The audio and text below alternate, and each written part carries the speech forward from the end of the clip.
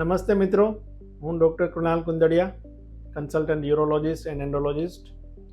આજે આપણે જાણશું semen analysis વિશે.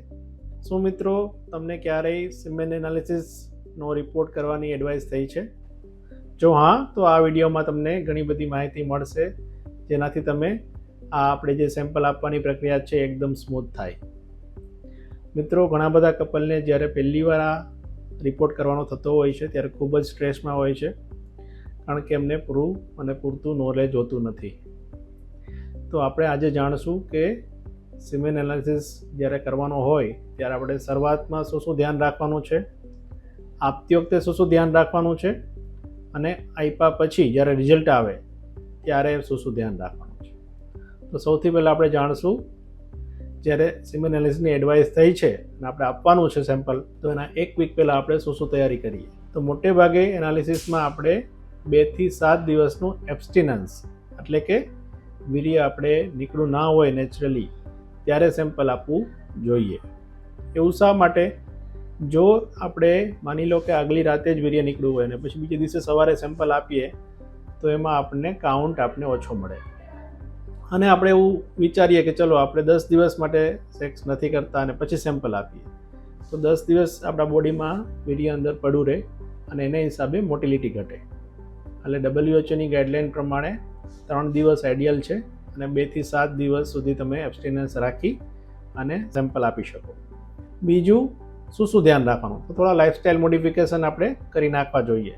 જેમ કે જો વ્યસન હોય તો થાય એટલું ઓછું કરીએ, સ્ટ્રેસ ના લઈએ, પૂરતી ઊંઘ કરીએ, હેલ્ધી ખોરાક ખાઈએ, અને જો આપણે કોઈ પ્રોટીન પાવડર લેતા હોય તો ખાલી એ કન્ફર્મ કરી લઈએ કે એમાં કોઈ સ્ટીરોઇડનો ભાગ છે કે નહીં. જો હોય તો એ તાત્કાલિક લેવલે બંધ કરી દેવો જોઈએ. હવે મિત્રો, આપણે જાણશું કે જ્યારે સિમેન સેમ્પલ આપીએ છીએ ત્યારે શું ધ્યાન રાખવાનું છે. તો તમારી પાસે 2 ઓપ્શન છે, કાં તો તમે લેબમાં આપો અથવા તો ઘરે આપો. હવે જ્યારે બી આપણે આપીએ છીએ ત્યારે હસ્તમૈથુન અથવા માસ્ટરબેશનથી જે આપો સેમ્પલ એ આઈડિયલ ગણાય.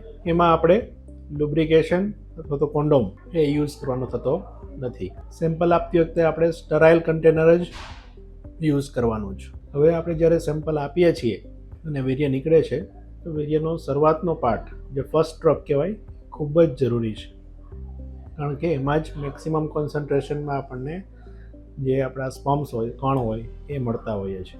તો કોઈ બી રીતે એને કલેક્ટ કરવાની ટ્રાય કરવાની છે. સેમ્પલ આપણે પૂરેપૂરું કન્ટેનરમાં આવે એવી પૂરેપૂરી ટ્રાય કરવાની છે. માની લો કે ભૂલથી એ સિમેન્ટ છે એ બહાર નીકળી ગયું છે કે સાઈડમાં સ્પીલ થયું છે, તો એને ફરીથી આપણે લઈ અને કન્ટેનરમાં મૂકવાનું નથી, અને આપણે લેબના જે આસિસ્ટન્ટ હોય એને કહી દેવાનું છે કે મેં પ્રોપર કલેક્ટ નથી કરી શક્યો, હું તો 3 દિવસ પછી ફરીથી આવીશ. મોટે ભાગે જો પ્રોપર સેમ્પલ આપશું તો જ પ્રોપર રિઝલ્ટ આવશે.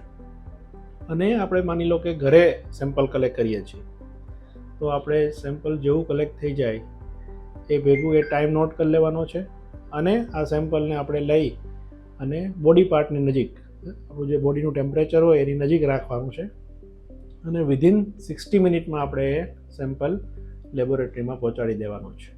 અને ત્યારે એમને જે ટાઈમે આપણે વીર્ય નીકળવું હોય એ ટાઈમ જે નોટ કર્યો તો એમને ત્યાં લખાઈ દેવાનો છે. ત્યારબાદ જે રિઝલ્ટ આવશે મોટે ભાગે 2 થી 4 કલાકની અંદર રિઝલ્ટ આવી જશે.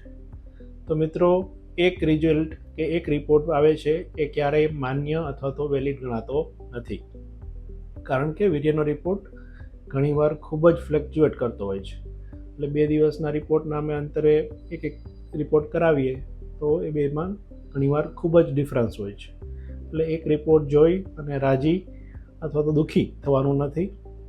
મોટે ભાગે 2 અથવા તો 3 રિપોર્ટ અમે કરાવીતા હોય છે, અને એમાં પછી જે ગણાય કે જે ફાઇનલ આવે એને આપણે માન્ય રાખવાનું છે. એટલે માની લો કે પહેલો રિપોર્ટ આપણો કોઈ ખરાબ આવ્યો, કે ભાઈ એઝોસ્પર્મિયા આવ્યું, કે ભાઈ કાઉન્ટ બહુ ઓછા આવ્યા, તો એ જોઈને જરા બી આપણે નિરાશ નથી થવાનું, અને પાછું આપણે થોડાક દિવસો પછી પાછો રિપોર્ટ કરશું. જો મિત્રો તમને ક્યારેય બી સિમેન એનાલિસિસમાં કંઈ બી ડાઉટ હોય તો તમે અમારો કોન્ટેક્ટ કરી શકો છો, અને અમે થાય એટલી તમને મદદ કરશું. નમસ્તે.